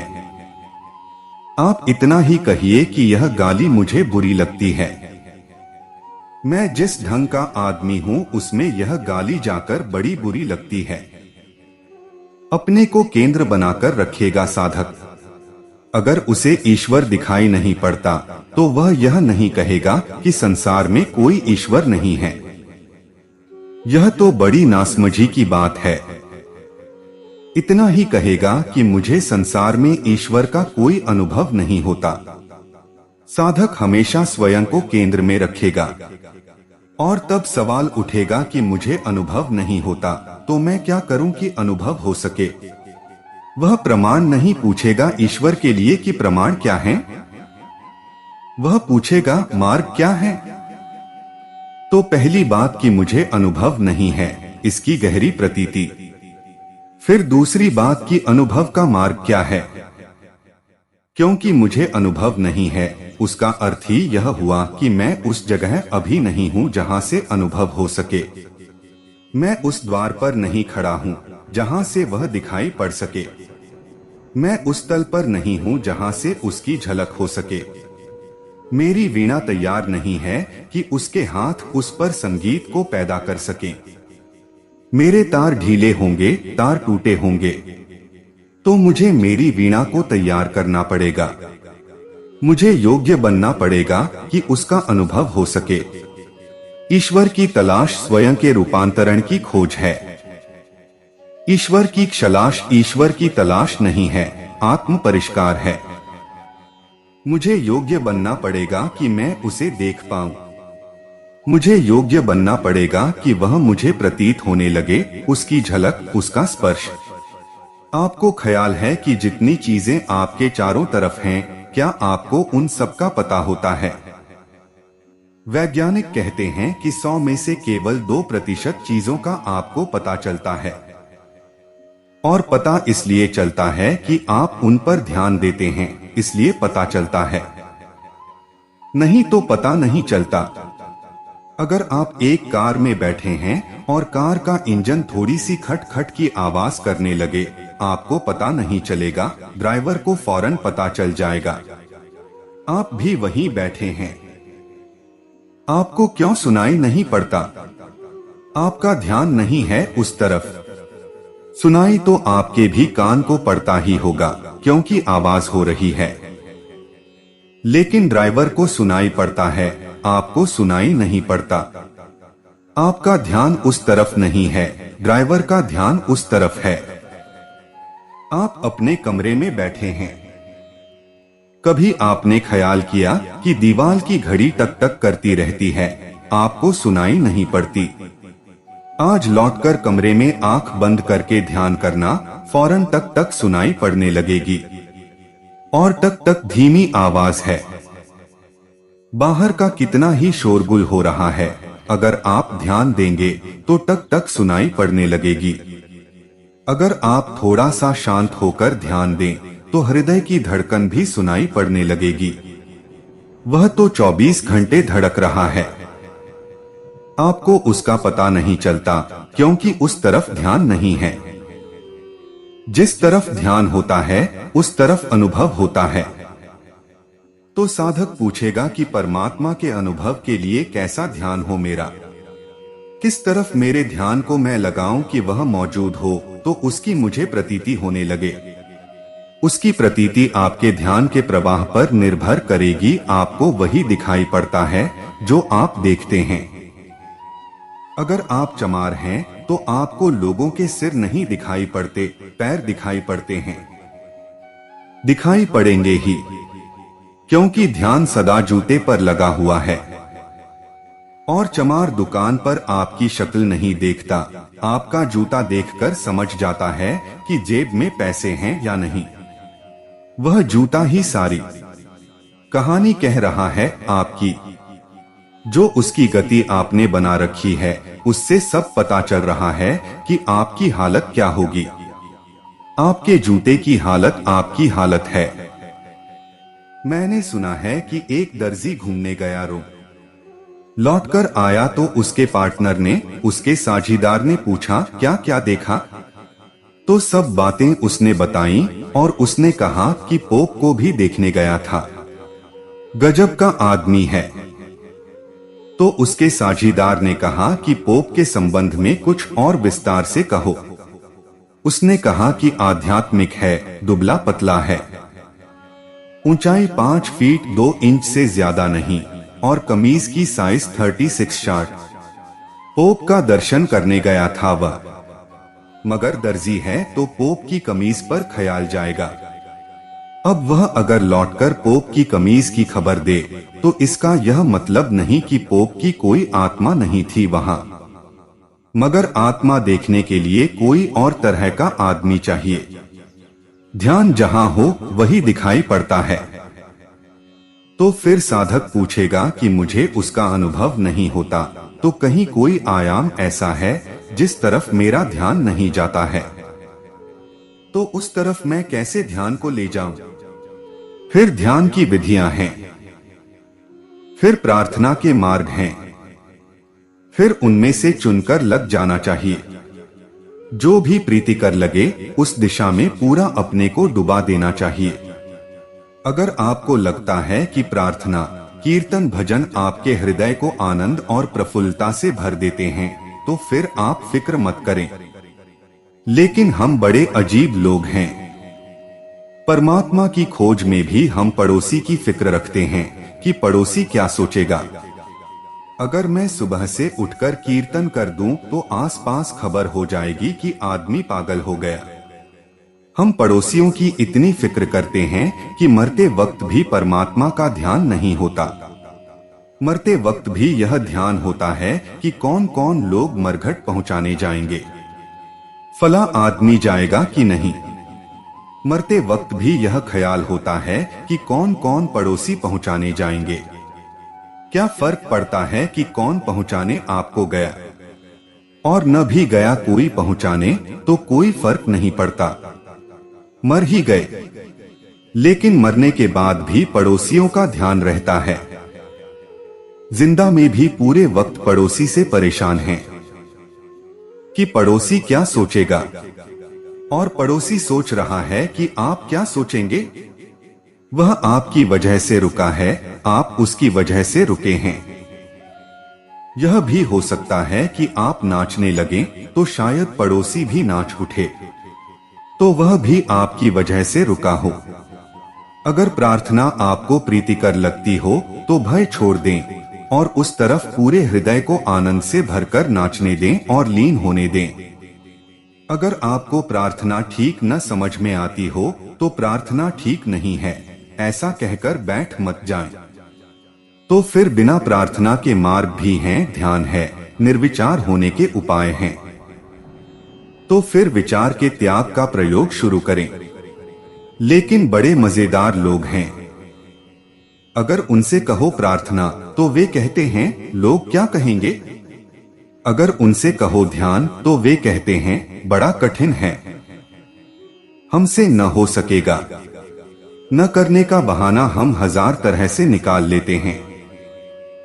साधक हमेशा करने का बहाना खोजेगा कि किस बहाने मैं कर सकूं। कोई भी बहाना मिल जाए तो मैं कर सकूं। ऐसी जिसकी विधायक खोज है वह आज नहीं कल अपने ध्यान को उस दिशा में लगा लेता है जहां परमात्मा की प्रतीति है। अब हम सूत्र को लें। और जो पुरुष इंद्रियों के समुदाय को अच्छी प्रकार वश में करके मन बुद्धि से परे सर्वव्यापी, अकथनीय स्वरूप और सदा एकरस रहने वाले, नित्य, अचल, निराकार और अविनाशी सच्चिदानंद घन ब्रह्मा को निरंतर एक ही भाव से ध्यान करते हुए उपासते हैं, वे संपूर्ण भूतों के हित में रत हुए और सब में समान भाव वाले योगी भी मेरे को ही प्राप्त होते हैं। कोई ऐसा न समझे कि भक्ति से ही पहुंचा जा सकता है। कोई ऐसा न समझे कि भक्ति के अतिरिक्त और कोई मार्ग नहीं है। तो क्या दूसरे सूत्र में तत्काल कहते हैं कि वे जो भक्त हैं और मेरे में सब भांति डूबे हुए हैं, जिनका मन सब भांति मुझ में लगा हुआ है और जो मुझ सगुण को, साकार को निरंतर भजते हैं श्रद्धा से, वे श्रेष्ठतम योगी हैं। लेकिन इसका यह अर्थ नहीं है कि केवल वे ही पहुंचते हैं। वे भी पहुंच जाते हैं जो निराकार का ध्यान करते हैं। वे भी पहुंच जाते हैं जो शून्य के साथ अपना एक ही भाव करते हैं। वे भी मुझको ही उपलब्ध होते हैं। उनका मार्ग होगा दूसरा, लेकिन उनकी मंजिल मैं ही हूं। तो कोई सगुण से चले कि निर्गुण से, वह पहुंचता मुझ तक ही है। पहुंचने को और कोई जगह नहीं है। कहां से आप चलते हैं, इससे कोई भेद नहीं पड़ता। जहां आप पहुंचेंगे वह जगह एक है। आपके यात्रा पथ अनेक होंगे, आपके ढंग अलग अलग होंगे। आप अलग अलग विधियों का उपयोग करेंगे, अलग नाम लेंगे, अलग गुरुओं को चुनेंगे, अलग अवतारों को लेंगे, अलग मंदिरों में प्रवेश करेंगे, लेकिन जिस दिन घटना घटेगी आप अचानक पाएंगे वे सब भेद खो गए, वे सब अनेकताएं समाप्त हो गईं और आप वहां पहुंच गए हैं जहां कोई भेद नहीं है, जहां अभेद है।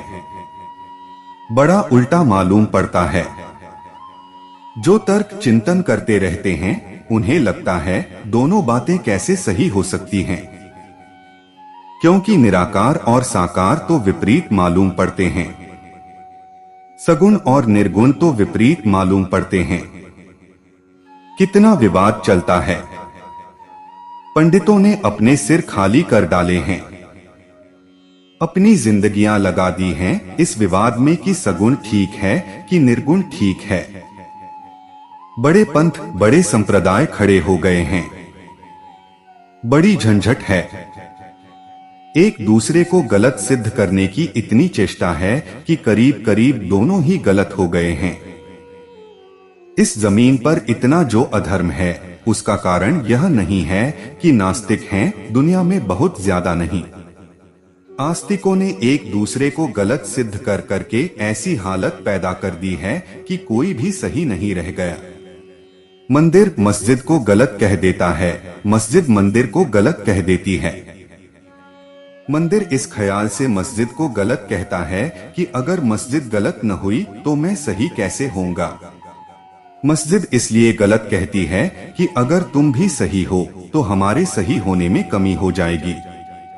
लेकिन सुनने वाले पर जो परिणाम होता है उसे लगता है कि मस्जिद भी गलत और मंदिर भी गलत। ये जो दोनों को गलत कह रहे हैं ये दोनों गलत हैं। और यह गलती की बात इतनी प्रचारित होती है क्योंकि दुनिया में कोई 300 धर्म हैं और एक धर्म को 299 गलत कह रहे हैं। तो आप सोच सकते हैं कि जनता पर किसका परिणाम ज्यादा होगा। एक कहता है कि ठीक और 299 उसके खिलाफ हैं कि गलत। हर एक के खिलाफ 299 हैं। इन 300 ने मिलकर 300 को ही गलत कर दिया है और जमीन अधार्मिक हो गई है। सुना है मैंने, 2 विद्यार्थी परीक्षा के दिनों में बात कर रहे थे। उनका दिल था कि जाएं और आज एक फिल्म देख आएं, लेकिन दोनों को अपने पिताओं का डर था। मन तो पढ़ने में बिल्कुल लग नहीं रहा था।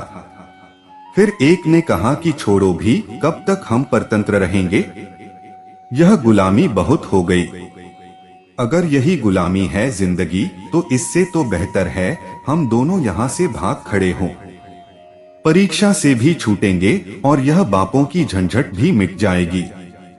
पर दूसरे ने कहा कि यह भूलकर मत करना, क्योंकि वे हमारे दोनों के बाप बड़े खतरनाक हैं। वे जल्दी देर सबेर ज्यादा देर नहीं लगेगी, हमें पकड़ ही लेंगे और अच्छी पिटाई होगी। तो दूसरे ने कहा कि कोई फिक्र नहीं, अगर पिटाई भी हो तो अब बहुत हो गया सहते, हम भी सिर खोल देंगे उन पिताओं के। तो उस दूसरे ने कहा यह जरा ज्यादा बात हो गई। धर्मशास्त्र में लिखा हुआ है माता और पिता का आदर परमात्मा की भांति करना चाहिए। तो उस दूसरे ने कहा तो फिर ऐसा करना, तुम मेरे पिता का सिर खोल देना, मैं तुम्हारे पिता का। तो धर्मशास्त्र की भी आज्ञा पूरी हो जाएगी। ये दुनिया में 300 धर्मों ने यह हालत कर दी है। एक दूसरे ने एक दूसरे के परमात्मा का सिर खोल दिया है। लाशें पड़ी हैं अब परमात्माओं की। और वे सब इस मजे में खोल रहे हैं कि हम तुम्हारे परमात्मा का सिर खोल रहे हैं, कोई अपने का तो नहीं। हिंदुओं ने मुसलमानों को गलत कर दिया है, मुसलमानों ने हिंदुओं को गलत कर दिया है, साकारवादियों ने निराकारवादियों को गलत कर दिया है, निराकारवादियों ने साकारवादियों को गलत कर दिया है। बाइबल कुरान के खिलाफ है, कुरान वेद के खिलाफ है, वेद तालमुद के खिलाफ है, तालमुद इसके सब एक दूसरे के खिलाफ हैं और पूरी जमीन परमात्मा की लाशों से भर गई है।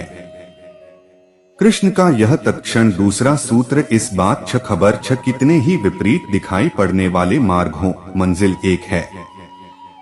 इसे थोड़ा समझें क्योंकि तर्क के लिए बड़ी कठिनाई है। तर्क कहता है कि अगर आकार ठीक है तो निराकार कैसे ठीक होगा, क्योंकि तर्क को लगता है कि आकार के विपरीत है निराकार, लेकिन निराकार आकार के विपरीत नहीं है। आकार में भी निराकार ही प्रकट हुआ है और निराकार भी आकार के विपरीत नहीं है। जहां आकार लीन होता है उस स्रोत का नाम निराकार है। लहर के विपरीत नहीं है सागर, क्योंकि लहर में भी सागर ही प्रकट हुआ है। लहर भी सागर के विपरीत नहीं है, क्योंकि सागर से ही पैदा होती है तो विपरीत कैसे होगी, और सागर में ही लीन होती है तो विपरीत कैसे होगी। जो मूल है उद्गम है और जो अंत है उसके विपरीत होने का क्या उपाय है। निराकार और आकार विपरीत नहीं है। विपरीत दिखाई पड़ते हैं क्योंकि हमारे पास देखने की सीमित क्षमता है।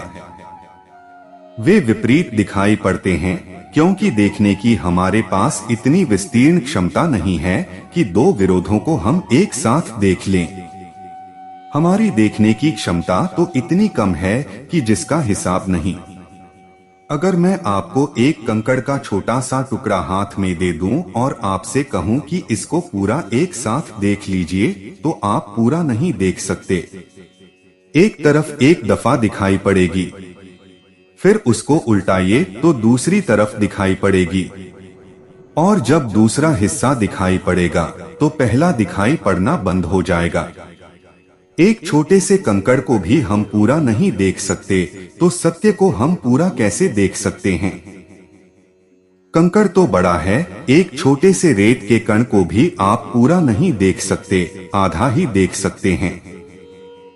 आधा हमेशा ही छिपा रहेगा, और जब दूसरे आधे को देखिएगा तो पहला आधा आंख से तिरोहित हो जाएगा। आज तक किसी आदमी ने कोई चीज पूरी नहीं देखी, बाकी आधे की हम सिर्फ कल्पना करते हैं कि होनी चाहिए। उल्टाकर जब देखते हैं तो मिलती है, लेकिन तब तक पहला आधा खो जाता है। आदमी के देखने की क्षमता इतनी संकीर्ण है तो हम सत्य को पूरा नहीं देख पाते हैं। सत्य के संबंध में हमारी हालत वही है जो हाथी के पास 5 अंधों की हो गई थी। उन सबने हाथी ही देखा था, लेकिन पूरा नहीं देखा था। किसी ने हाथी का पैर देखा था, और किसी ने हाथी का कान देखा था, और किसी ने हाथी की सूंड देखी थी, और वे सब सही थे और फिर भी सब गलत थे। और जब वे गांव में वापस लौटकर आए तो बड़ा उपद्रव और विवाद खड़ा हो गया, क्योंकि उन सबने हाथी देखा था और सभी का दावा था कि हम हाथी देखकर आ रहे हैं। लेकिन किसी ने कहा कि हाथी सूप की भांति है, और किसी ने कहा कि हाथी है मंदिर के खंभे की भांति, और बड़ी मुश्किल खड़ी हो गई और निर्णय कुछ भी नहीं हो सकता था, क्योंकि सभी की बातें इतनी विपरीत थीं। लेकिन वे सारी विपरीत बातें इसलिए विपरीत मालूम पड़ती थीं कि उन सबने अधूरा अधूरा देखा था। और कोई हाथी से अगर पूछता तो वह कहता, यह सब मैं हूं। यह अर्जुन हाथी के सामने खड़ा है। इसलिए अगर एक ने कहा हो कि निराकार है वह, और किसी दूसरे ने कहा हो साकार है वह, यह अर्जुन हाथी के सामने खड़ा है और हाथी से पूछ रहा है कि क्या हो तुम, तो हाथी कहता है, सब हूँ मैं। वह जिसने कहा है कि सूप की भांति, वह मैं ही हूँ। और जिसने कहा है खंभे की भांति, वह मैं ही हूँ। उन सब की भूल इसमें नहीं है। वे जो कहते हैं उसमें भूल नहीं है। उनकी भूल उसमें है जो वे इनकार करते हैं। कोई भूल नहीं है अंधे की, अगर वह कहता है कि हाथी मैंने देखा जैसा, वह खंभे की भांति है। अगर वह इतना ही कहे कि जितना मैंने देखा है हाथी वह खंभे की भांति है, तो जरा भी भूल नहीं है। लेकिन वह कहता है हाथी खंभे की भांति है। और जब कोई कहता है कि हाथी खंभे की भांति नहीं है, सूप की भांति है, तो झगड़ा शुरू हो जाता है। तब वह कहता है हाथी सूप की भांति हो नहीं सकता, क्योंकि खंभा कैसे सूप होगा। हाथी से कोई भी नहीं पूछता, और हाथी से पूछने के लिए अंधे समर्थ नहीं हो सकते। और अगर हाथी कह दे कि मैं सब हूं, तो अंधे सोचेंगे हाथी पागल है, क्योंकि अंधे तो देख नहीं सकते हैं। सोचेंगे हाथी पागल हो गया है। अन्यथा ऐसी व्यर्थ बुद्धिहीन बात नहीं कहता। कोई अंधा उसकी मानेगा नहीं। सब अंधे अपनी मानते हैं, और जब अपनी मानते हैं तो दूसरे के वक्तव्य को गलत करने की चेष्टा जरूरी हो जाती है, क्योंकि दूसरे का वक्तव्य स्वयं को गलत करता मालूम पड़ता है। कृष्ण का यह सूत्र कह रहा है कि वे भी पहुंच जाते हैं जो प्रेम से चलते हैं, और वे भी पहुंच जाते हैं जो ज्ञान से चलते हैं। मार्ग विपरीत हैं। ज्ञान से चलने वाले को शून्य होना पड़ता है, और प्रेम से चलने वाले को पूर्ण होना पड़ता है। लेकिन शून्यता और पूर्णता एक ही घटना के दो नाम हैं। शून्य से ज्यादा पूर्ण कोई और चीज नहीं है, और पूर्ण से ज्यादा शून्य कोई और चीज नहीं है। हमारे लिए तकलीफ है, क्योंकि हमारे लिए शून्य का अर्थ है कुछ भी नहीं, और हमारे लिए पूर्ण का अर्थ है सब कुछ। ये हमारे देखने के ढंग, दृष्टि, हम जितना समझ सकते हैं, हमारी सीमा, उसके कारण यह अड़चन है। लेकिन जो शून्य हो जाता है वह तत्क्षण पूर्ण का अनुभव कर लेता है, और जो पूर्ण हो जाता है वह भी तत्क्षण शून्य का अनुभव कर लेता है। थोड़ा सा फर्क होता है। वह फर्क आगे पीछे का होता है। जो शून्य होता हुआ चलता है उसे पहले अनुभव शून्य का होता है। शून्य का अनुभव होते ही पूर्ण का द्वार खुल जाता है। जो पूर्ण की तरफ से चलता है उसे पहले अनुभव पूर्ण का होता है। पूर्ण होते ही शून्य का द्वार खुल जाता है। ऐसा समझ लें कि शून्यता और पूर्णता एक ही सिक्के के दो पहलू हैं। जो सिक्के का हिस्सा आपको पहले दिखाई पड़ता है, जब आप उल्टाएंगे पूरा सिक्का आपके हाथ में आएगा तो दूसरा हिस्सा दिखाई पड़ेगा। इसीलिए ज्ञानी पहले प्रेम से बिल्कुल रिक्त होता चला जाता है और अपने को शून्य करता है। प्रेम से भी शून्य करता है, क्योंकि वह भी भरता है। तो महावीर ने कहा है कि सब तरह के प्रेम से शून्य, सब तरह के मोह, सब तरह के राग, सबसे शून्य। इसलिए महावीर ने कह दिया कि ईश्वर भी नहीं है, क्योंकि उससे भी राग बन जाएगा, प्रेम बन जाएगा। कुछ भी नहीं है जिससे राग बनाना है। सब संबंध तोड़ देने हैं, और प्रेम संबंध है, और अपने को बिल्कुल खाली कर लेना है। जिस दिन खाली हो गए महावीर, उस दिन जो पहली घटना घटी वह आप जानते हैं वह क्या है। वह घटना घटी प्रेम की। इसलिए महावीर से बड़ा अहिंसक खोजना मुश्किल है, क्योंकि शून्य से चला था यह आदमी, और सब तरफ से अपने को शून्य कर लिया था। परमात्मा से भी शून्य कर लिया था। जिस दिन पहुंचा मंजिल पर, उस दिन इससे बड़ा प्रेमी खोजना मुश्किल है। यह उल्टी बात हो गई। इसलिए महावीर ने जितना जोर दिया फिर प्रेम पर, वह अहिंसा उनका नाम है प्रेम के लिए। वह ज्ञानी का शब्द है प्रेम के लिए, क्योंकि प्रेम से डर है कि कहीं आम आदमी अपने प्रेम को न समझ ले। इसलिए अहिंसा। अहिंसा का मतलब इतना ही है कि दूसरे को जरा भी दुख मत देना।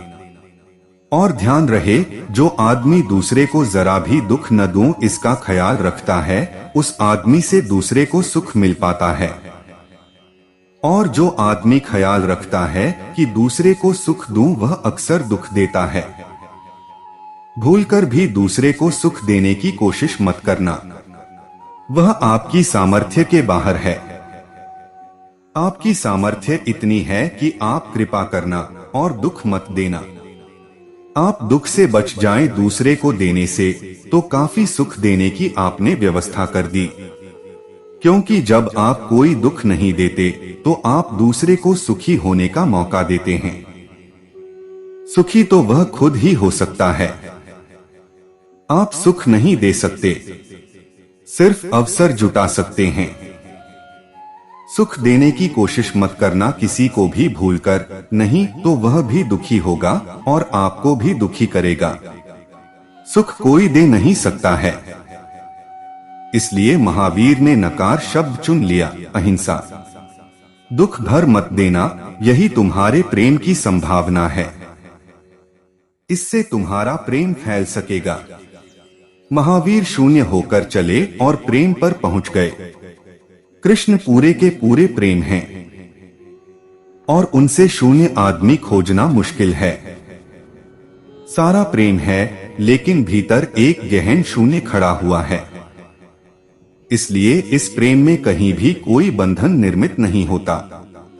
इसलिए हमने कहानी कही है कि 16,000 प्रेयसियां पत्नियां हैं उनकी, और फिर भी हमने कृष्ण को मुक्त कहा है। 16,000 प्रेम के बंधन के बीच जो आदमी मुक्त हो सके, वह भीतर शून्य होना चाहिए, नहीं तो मुक्त नहीं हो सकेगा। पर जैन नहीं समझ सके कृष्ण को, जैसा कि हिंदू नहीं समझ सकते महावीर को।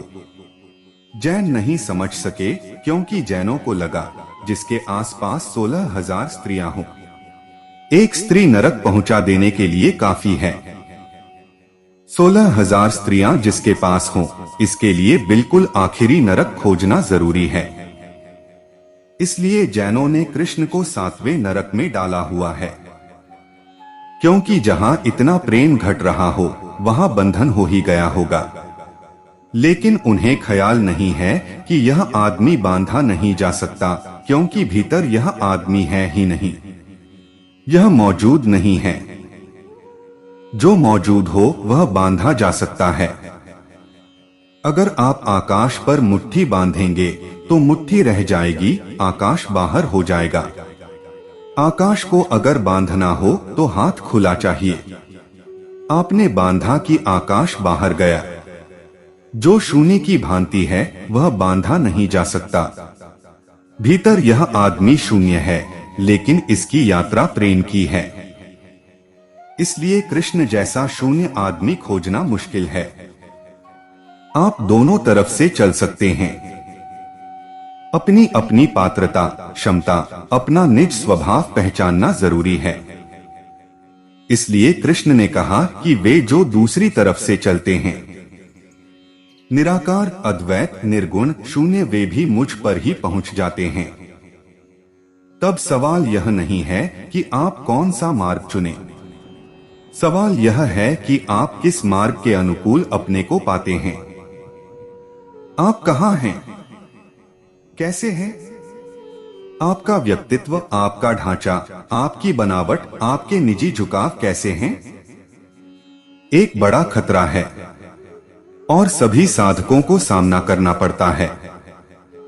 और वह खतरा यह है कि अक्सर आपको अपने से विपरीत स्वभाव वाला व्यक्ति आकर्षक मालूम होता है। यह खतरा है। इसलिए गुरुओं के पास अक्सर उनके विपरीत चेले इकट्ठे हो जाते हैं, क्योंकि जो विपरीत है वह आकर्षित करता है, जैसे पुरुष को स्त्री आकर्षित करती है। स्त्री को पुरुष आकर्षित करता है। आप ध्यान रखें, यह विपरीत का आकर्षण सब जगह है। अगर आप लोभी हैं तो आप किसी त्यागी गुरु से आकर्षित होंगे। फौरन आप कोई त्यागी गुरु को पकड़ लेंगे। क्यों? क्योंकि आपको लगेगा कि मैं एक पैसा नहीं छोड़ सकता और इसने सब छोड़ दिया। बस चमत्कार है। आप इसके पैर पकड़ लेंगे तो त्यागियों के पास अक्सर लोभी इकट्ठे हो जाएंगे। यह बड़ी उल्टी घटना है, लेकिन घटती है। अगर आप क्रोधी हैं तो आप किसी अक्रोधी गुरु की तलाश करेंगे। आपको जरा सा भी उसमें क्रोध दिख जाए, आपका विश्वास खत्म हो जाएगा, क्योंकि आपका अपने में तो विश्वास है नहीं। आप अपने दुश्मन हैं और यह आदमी भी क्रोध कर रहा है तो आप ही जैसा है। बात खत्म हो गई। जिस दिन आपको पता चलता है कि गुरु आप जैसा है, गुरु खत्म, वह आपसे विपरीत होना चाहिए। अगर आप स्त्रियों के पीछे भागते रहते हैं तो गुरु को बिल्कुल स्त्री पास भी नहीं फड़कने देनी चाहिए। उसके शिष्य चिल्लाते रहने चाहिए कि छू मत लेना, कोई स्त्री छू न ले। तब आपको जंचेगा कि हो, यह गुरु ठीक है। सब अपने दुश्मन हैं, इसलिए अपने से विपरीत को चुन लेते हैं। फिर बड़ा खतरा है, क्योंकि अपने से विपरीत को चुन तो लेते हैं, आप आकर्षित तो होते हैं, लेकिन उस मार्ग पर आप चल नहीं सकते हैं, क्योंकि जो आपके विपरीत है वह आप हो नहीं सकते। इसलिए अक्सर चेले कहीं भी नहीं पहुंच पाते। साधक को पहली बात ध्यान में रखनी चाहिए कि मेरी स्थिति क्या है, मैं किस ढंग का हूं। मेरा ढंग ही मेरा मार्ग बनेगा। तो बेहतर तो यह है कि अपनी स्थिति को ठीक से समझकर और यात्रा पर चलना चाहिए। गुरु को समझकर यात्रा पर चलने की कोशिश नहीं करनी चाहिए। अपने को समझकर गुरु खोजना चाहिए। गुरु खोजकर पीछा नहीं करना चाहिए। जो अपने को समझकर गुरु खोज लेता है, मार्ग खोज लेता है, जो अपने स्वधर्म को पहचान लेता है। समझ ले कि आपको प्रेम का कोई अनुभव ही नहीं होता। बहुत लोग हैं जिनको अनुभव नहीं होता, मगर सबको यह ख्याल रहता है कि मैं प्रेम करता हूं। तब बड़ी कठिनाई हो जाती है। अगर आपको प्रेम का कोई अनुभव ही नहीं होता है तो भक्ति का मार्ग आपके लिए नहीं है। अगर प्रेम करने वाले आपको पागल मालूम पड़ते हैं तो भक्ति का मार्ग आपके लिए नहीं है। कभी आपने सोचा कि अगर मीरा आपको बाजार में नाचती हुई मिल जाए तो आपके मन पर क्या छाप पड़ेगी? इसको ऐसा सोचिए कि अगर आप बाजार में नाच रहे हो कृष्ण का नाम लेकर, तो आपको आनंद आएगा या आपको फिक्र लगेगी कि कोई अब पुलिस में खबर करता है? लोग क्या सोच रहे होंगे? लोक लाज, मीरा ने कहा है, छोड़ी तेरे लिए। वह लोक लाज छोड़ सकेंगे आप? प्रेम का कोई अनुभव आपको अगर हुआ हो और वह अनुभव आपको इतना कीमती मालूम पड़ता हो कि सब खोया जा सकता है, तो ही भक्ति का मार्ग आपके लिए है। और कुनकुने भक्त होने से न होना अच्छा। ल्यूकवार्म होने से कुछ नहीं होता दुनिया में। उबलना चाहिए तो ही भाप बनता है पानी। और जब तक आपकी भक्ति भी उबलती हुई न हो, कुनकुनी हो, तब तक सिर्फ बुखार मालूम पड़ेगा, कोई फायदा नहीं होगा। बुखार से तो न बुखार अच्छा, अपना नॉर्मल टेम्परेचर ठीक, क्योंकि बुखार गलत चीज है। उससे परिवर्तन भी नहीं होता और उपद्रव भी हो जाता है। और ध्यान रहे, परिवर्तन हमेशा छोर पर होता है। जब पानी उबलता है 100 डिग्री पर, तब भाप बनता है। और जब प्रेम भी उबलता है 100 डिग्री पर, जब बिल्कुल दीवाना हो जाता है, तो ही मार्ग खुलता है, उससे पहले नहीं। अगर वह आपका झुकाव न हो तो उस झंझट में पड़ना ही मत। तो फिर बेहतर है कि आप प्रेम का ख्याल न करके ध्यान का ख्याल करना। फिर किसी परमात्मा से अपने को भरना है, इसकी फिक्र छोड़ देना।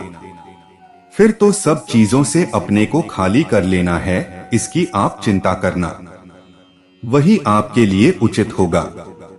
फिर एक एक विचार को धीरे धीरे भीतर से बाहर फेंकना और भीतर साक्षी भाव को जन्माना। और एक ही ध्यान रह जाए कि उस क्षण को मैं पालूं जब मेरे भीतर कोई चिंतन की धारा न हो, कोई विचार न हो। जब मेरे भीतर निर्विचार हो जाएगा तो मेरा निराकार से मिलन हो जाएगा। और जब मेरे भीतर प्रेम ही प्रेम रह जाएगा, उन्मत्त प्रेम, विक्षिप्त प्रेम, उबलता हुआ प्रेम, तब मेरा सगुण से मिलन हो जाएगा। अपना निज रुझान खोजकर जो चलता है और उसको उसकी पूर्णता तक पहुंचा देता है। आप ही हैं द्वार, आप ही हैं मार्ग, आप में ही छिपी है मंजिल। थोड़ी समझ अपने प्रति लगाएं और थोड़ा अपना निरीक्षण करें और अपने को पहचानें तो जो बहुत कठिन दिखाई पड़ता है वह उतना ही सरल हो जाता है। तो प्रिय दर्शकों, उम्मीद करता हूं कि आपको वीडियो पसंद आया होगा और आप हमारे चैनल पर नए हो तो वीडियो को लाइक और चैनल को सब्सक्राइब जरूर करें। आपके एक लाइक से ही हमें प्रेरणा मिलती है और हम मोटिवेट होते हैं। धन्यवाद।